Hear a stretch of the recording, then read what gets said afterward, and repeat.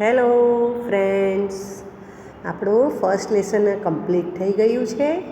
તમને શબ્દ ઉચ્ચાર અર્થ પાઠમાં બરાબર સમજ પડી હશે, ક્વેશ્ચન આન્સર થઈ ગયા હશે, ગ્રામરમાં પણ બધા જવાબો મૂક્યા હતા, એટલે બધું કમ્પ્લીટ થઈ ગયું હશે.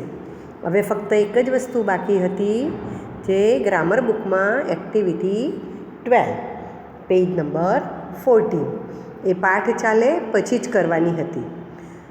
તમને સાયકલનું એક ચિત્ર આપ્યું છે, તો એની નીચે સાયકલમાં કયા કયા ભાગો હોય તેના નામ લખવાના છે. હવે એના નામ છે ને ખરેખર તો નીચે એક્ટિવિટી 13ની અંદર આપી જ દીધા છે, જુઓ.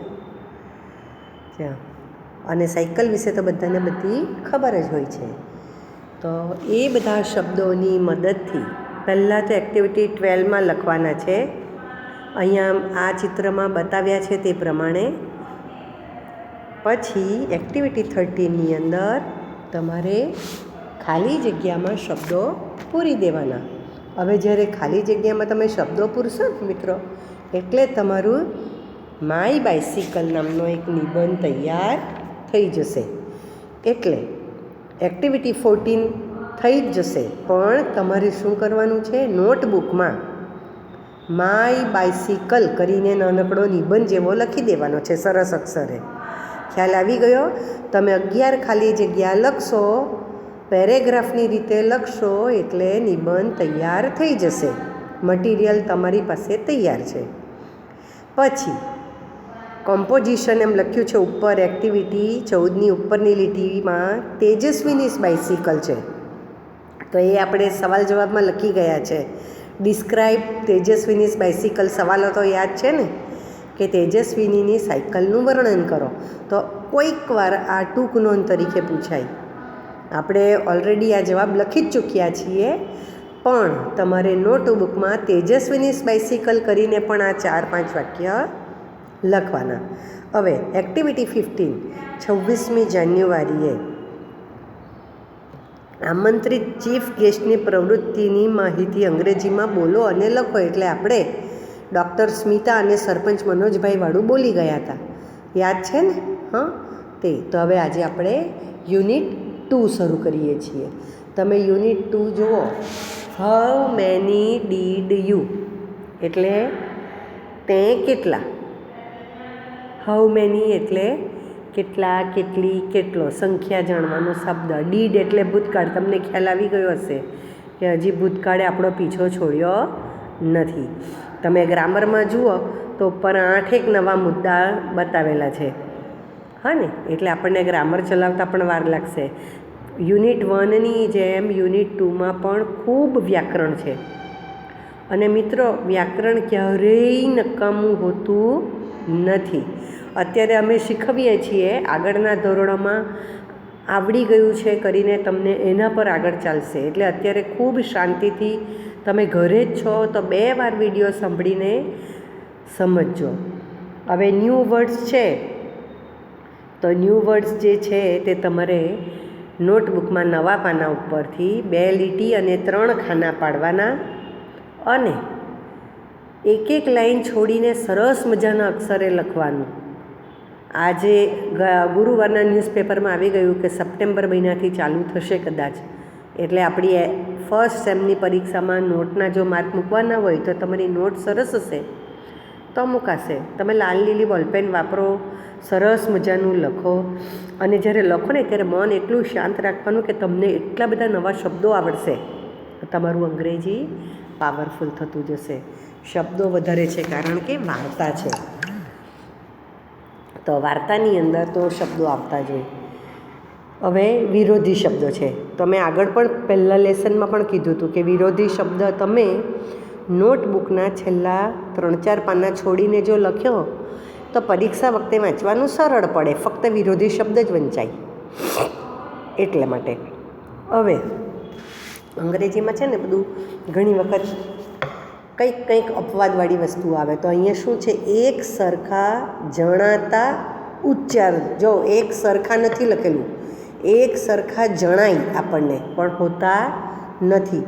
જ્યારે તમે બોલો ને ત્યારે અંગ્રેજી જ્યારે બોલે તો તરત જ સામેવાળાને સમજ પડી જાય કે આ અંગ્રેજી ભણેલા છે કે નથી ભણેલા. એવા બહુ શબ્દો છે, આપણે ફક્ત થોડાક જોઈએ છીએ, પછી હું તમને ક્યારેક સમજાવીશ. તો જો પહેલું BIT બીટ. હવે તમે જુઓ, જ્યારે તમને 5મા ધોરણમાં અંગ્રેજી શીખવાડેલું ત્યારે જ સમજાવેલું કે આઈનો અર્થ ટૂંકો ઈ થાય છે સ્વરમાં, ખબર છે ને, રસ્વ ઈ, એટલે એ બોલાય પણ ટૂંકો જ, બીટ એમ જ બોલવાનું. જ્યારે BEAT 2 સ્વર આવ્યા, ઈ અને એ, તો એ લાંબુ બોલવાનું, beat. SIT sit, SEAT seat. જ્યારે બોલો ને ત્યારે સાંભળવાનું. જો ઘણી વખત ટીચર બોલતા હોય સિટ ડાઉન એમ નથી બોલતા, અને આ મારી સીટ છે, તો સિટ નહીં બોલાય. DID ડીટ અને DEED ડીડ એટલે કાર્ય, કામ. HID હિડ એટલે સંતાયો, HEED. આ બધા નવા શબ્દો આવે ને તો તમારે ડિક્શનરીમાં શોધવાના પણ અર્થ. પછી LET લેટ બોલાય, એટલે લેટ ગો, લેટસ, તમને આવશે આ બધા શબ્દ. અને LATE એ અને ઈ 2 સ્વર આવ્યા ને એટલે ઉચ્ચાર સાંકડો થાય, નરમાસથી બોલાય, લેટ. ગેટ ગેટ, ઘણી વખત તમે સાંભળો ને ગેટ બંધ કર, ગેટ બંધ કર નહીં, ગેટ બંધ કર. મોટો દરવાજો હોય ને એને ગેટ કહેવાય.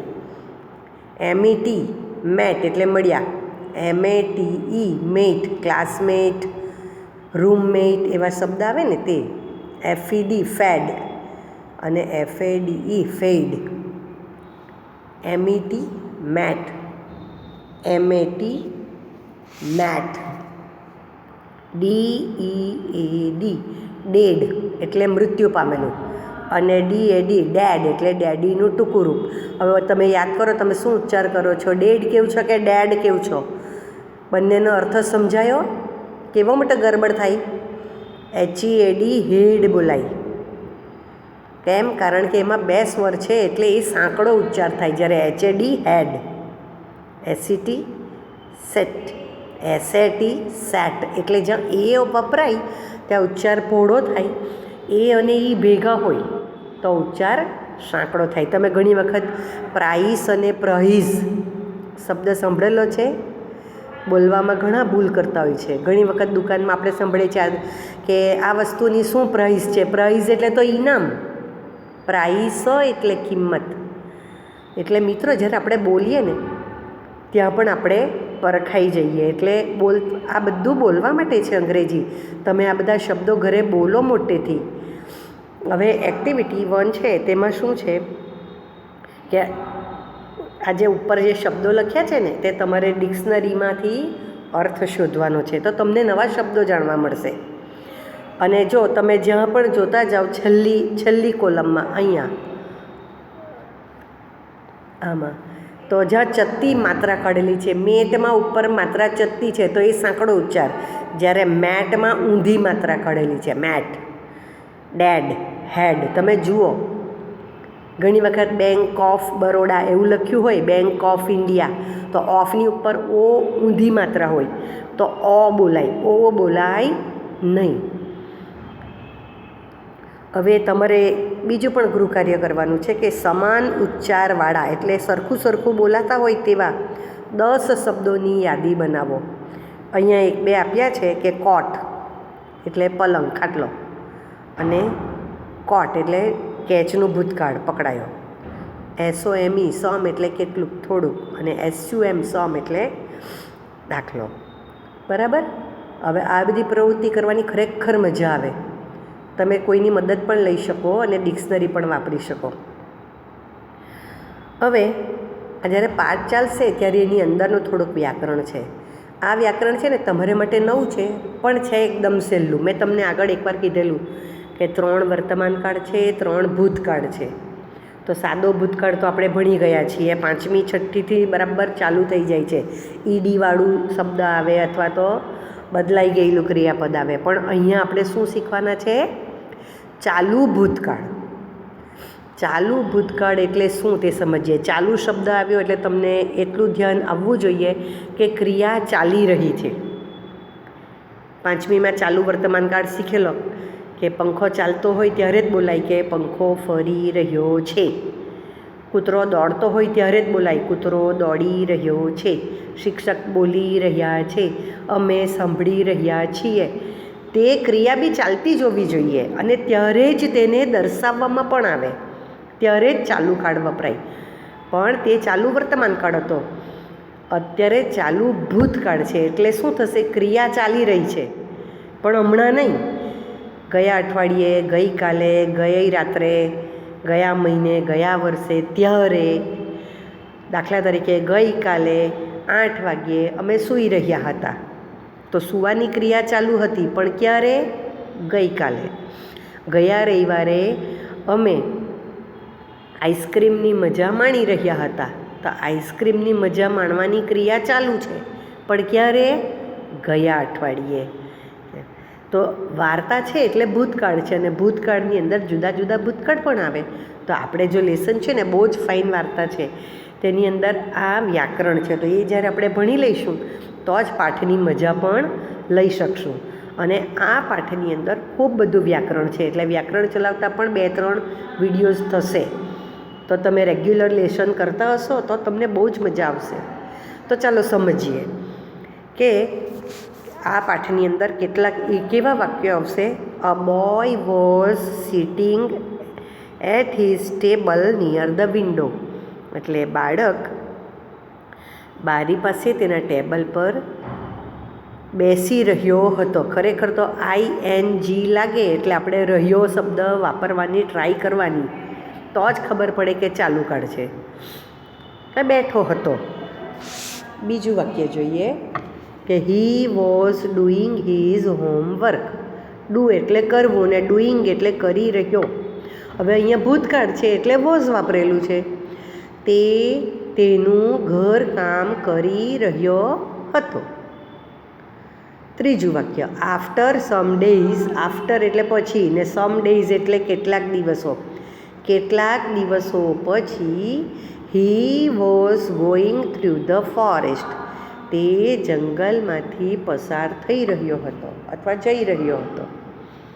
એટલે એનો નિયમ શું છે કે ભૂતકાળમાં, જુઓ યાદ રાખજો, અમુક સમયે એટલે કે ગઈકાલે, ગયા અઠવાડિયે, કોઈ પણ જૂના સમયમાં કોઈક ક્રિયા ચાલુ હતી એવું જ બતાવવું હોય, એવો નિર્દેશ કરવો હોય ત્યારે ચાલુ ભૂતકાળનો ઉપયોગ થાય છે. અને એને અંગ્રેજીમાં ધ પાસ્ટ કન્ટિન્યુઅસ ટેન્સ કહેવાય છે. તો એના ટુ બીના રૂપ આપણે જોઈએ છીએ. અહીંયા પ્લે ક્રિયાપદ લઈને બનાવેલું છે, તો એના વાક્ય જોઈએ છીએ. બરાબર ધ્યાનથી સાંભળજો, ગુજરાતી સાથે છે. હવે અહીંયા પહેલો પુરુષ આઈ એટલે હું, તો આઈ સાથે વર્તમાન કાળમાં આપણે એમ વાપરતા હતા, પણ હવે ભૂતકાળ છે એટલે આપણે વોઝ વાપરીશું. તો આઈ વોઝ અને પ્લેનું પ્લેઇંગ કરવાનું. આ બધાને ING જ લાગશે, બધા જ ક્રિયાપદને ING લાગશે. હવે આઈ વોઝ પ્લેઇંગ, તમને ખબર જ છે, ચોથીથી તમે ભણ્યા છો કે ING લાગે એટલે કરી રહ્યો હતો, એટલે પ્લે એટલે રમવું, તો રમી રહ્યો, અને વોઝ એટલે હતો. આઈ વોઝ પ્લેઇંગ, હું રમી રહ્યો હતો, ક્રિયા ચાલુ હતી. હા, અહીંયા રમતો હતો લખેલું પણ સમજવાનું રમી રહ્યો હતો. સામે બહુવચન વી, તો વી સાથે તો વર આવે. વી વર પ્લેઇંગ, અમે રમી રહ્યા હતા. બીજો પુરુષ યુ, તો યુ વર પ્લેઇંગ, તું રમી રહ્યો હતો. યુ વર પ્લેઇંગ, તમે રમી રહ્યા હતા. ત્રીજો પુરુષ હી વોઝ પ્લેઇંગ, તે રમી રહ્યો હતો. શી વોઝ પ્લેઇંગ, તેણી રમી રહી હતી. અને ઇટ વોઝ પ્લેઇંગ, તે રમી રહ્યું હતું. અને ધે વર પ્લેઇંગ, તેઓ રમી રહ્યા હતા. ખ્યાલ આવ્યો?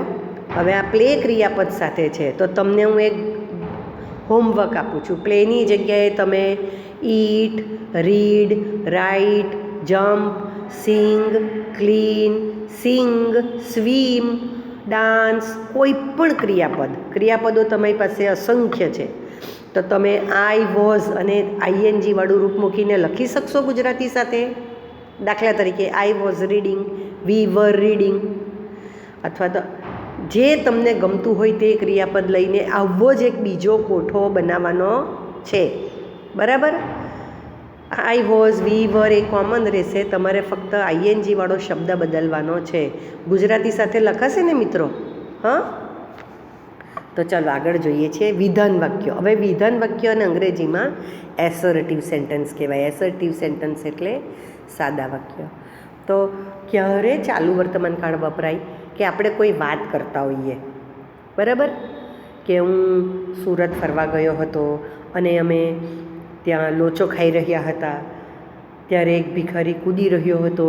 તો એટલે આખી વાત સાંભળો અને સમજો ભૂતકાળમાં જ થતી હોય. એટલે ક્રિયા ચાલુ છે એવા વાક્યો આપણે ક્યારે બોલીએ? કે કોઈ પ્રસંગનું વર્ણન કરતા હોઈએ અને તે પ્રસંગ ભૂતકાળમાં થઈ ગયેલો હોય. એટલે આગળ તમને એકાદ વાક્ય સાદા વર્તમાન કાળનું દર્શાવવામાં આવે. તો અહીંયા જો વાક્ય જોઈએ કે ઇટ વોઝ 10 o'clock. હવે તમને પહેલી લીટીમાં હિન્ટ આપી દીધી છે કે આ ભૂતકાળ છે. વોઝ શબ્દ છે ને, 10 વાગ્યા હતા. બરાબર? પછીનું વાક્ય I was eating a mango. હું કેરી ખાઈ રહ્યો હતો. My brother was eating a banana. મારો ભાઈ કેળું ખાઈ રહ્યો હતો.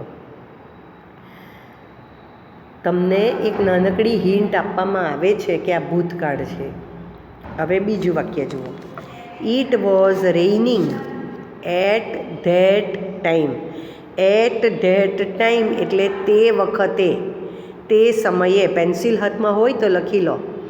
ત્યારે એટલે તમને એ શબ્દ પરથી ખબર પડે કે આ ભૂતકાળ છે. ત્યારે અથવા તે સમયે વરસાદ પડી રહ્યો હતો. ત્રીજું વાક્ય જુઓ. Reena was sleeping at 2 o'clock in the afternoon. એટલે બપોરે 2 વાગ્યે રીના સૂઈ રહી હતી. You were not doing your homework. તું તારું ગૃહ કાર્ય કરતો ન હતો. નકાર વાક્ય ખ્યાલ આવી ગયો તમને? વોઝ અને વર પછી નોટ મૂકશો એટલે વાક્ય નકાર થઈ જશે. You var watching TV. તું તો ટીવી જોઈ રહ્યો હતો. વરન્ટ યુ? ખરું ને? આ વાક્ય છે. આગળનું વાક્ય જોઈએ તો ધ ચાઇલ્ડ વોઝ ક્રાઇંગ. બાળક રડી રહ્યું હતું. Mother heard its voice. જુઓ, હવે આ બીજું વાક્ય સાદા વર્તમાન કાળનું છે. માતાએ તેનો અવાજ સાંભળ્યો. We were not playing cricket on the street then. Then એટલે પણ ત્યારે, તે વખતે, તે સમયે.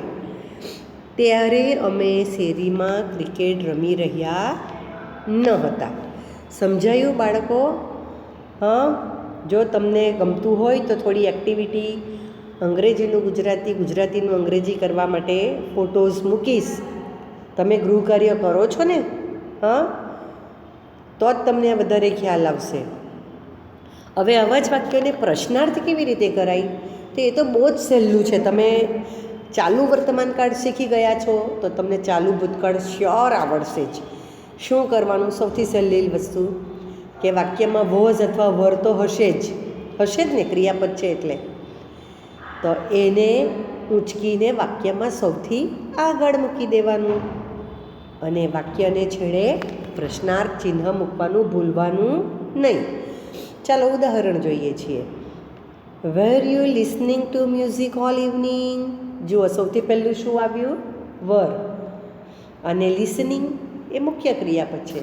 શું આખી સાંજ તમે સંગીત સાંભળી રહ્યા હતા? Was he having his breakfast at 8:30 AM. શું સવારે 8:30 વાગ્યે તે તેનો નાસ્તો કરી રહ્યો હતો? Was it raining in your area at that time. શું તે સમયે તમારા વિસ્તારમાં વરસાદ વરસી રહ્યો હતો? Were the dogs barking at midnight. શું મધરાતે કૂતરા ભસી રહ્યા હતા? Was she વીપિંગ.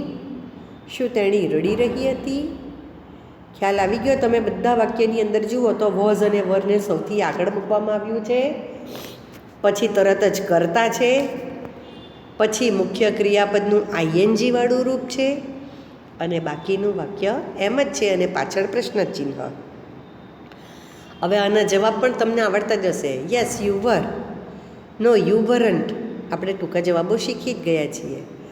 હવે આપણે આને બહારના શબ્દો સાથે પ્રશ્નાર્થ કેવી રીતે બનાવાય એ પણ જોઈ લઈએ. એ તો ચાલુ વર્તમાન કાળનું જ પુનરાવર્તન છે, એટલે અહીંયા ગ્રામર બુકમાં પણ બહુ ટૂંકમાં બતાવ્યું છે કે જે ઉપર જે કાળ શીખી ગયા ને, ઉપરનો જે ઉલટ પ્રશ્ન શીખ્યા ને, તેની આગળ ફક્ત હુ કે વોટ કે વેર વાળો શબ્દ જ મૂકવાનો છે.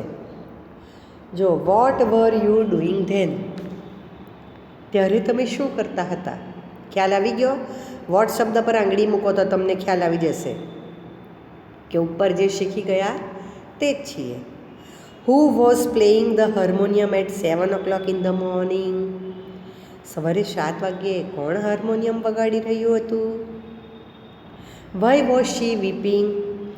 તેણી શું કામ રડી રહી હતી? ઇટ વોઝ 11 PM, રાત્રિના 11 વાગ્યા હતા. Where were you going at that time? તે સમયે તમે ક્યાં જઈ રહ્યા હતા? ખ્યાલ આવ્યો? જે શબ્દ વડે પ્રશ્નાર્થ કરવાનો હોય, મેં આગલા પાઠમાં બહુ ડિટેલમાં સમજાવ્યું છે આ બધા શબ્દનો અર્થ. તે શબ્દને ફક્ત આગળ મૂકવાનો, અને આપણે જે ઉલટ પ્રશ્ન અહીંયા શીખ્યા ને તેવો જ બનાવી દેવાનો છે. બરાબર? હવે એક્ટિવિટી 2 પેજ નંબર 20 પર છે.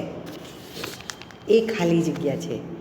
કૌંસમાં આપેલા યોગ્ય ક્રિયાપદના યોગ્ય રૂપનો ઉપયોગ કરીને ખાલી જગ્યા પૂરો. નમૂનાના રૂપે પ્રથમ વાક્યનો જવાબ આપવામાં આવ્યો છે. હવે મિત્રો, અહીંયા શું ખાસ ધ્યાન રાખવાનું છે તે તમે લખી લો કે બધી જ ખાલી જગ્યાની અંદર વોઝ, વર અને આઈએનજી આવવાનું નથી.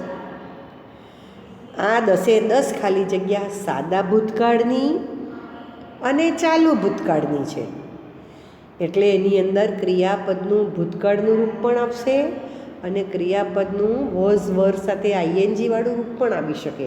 એટલે પહેલાં તમારે શું કરવાનું છે? ખાલી જગ્યાને 2 વાર વાંચવાની, મનમાં ગુજરાતી સમજવાનું છે, અને પછી જોવાનું કે અહીંયા કરી રહ્યો હતો, કરી રહી હતી એવો શબ્દ આવશે કે કર્યું એવું આવશે. 2 વાર વિચારજો. જવાબો તો હું મૂકીશ જ, પણ ગૃહ કાર્ય તમારે જાતે જ કરવાનું છે. તો આ વેરી ફર્સ્ટ બ્લેન્ક એટલે પહેલી જ ખાલી જગ્યા આપણે જોઈએ છીએ. માય ફ્રેન્ડ ખાલી જગ્યા to my house last evening.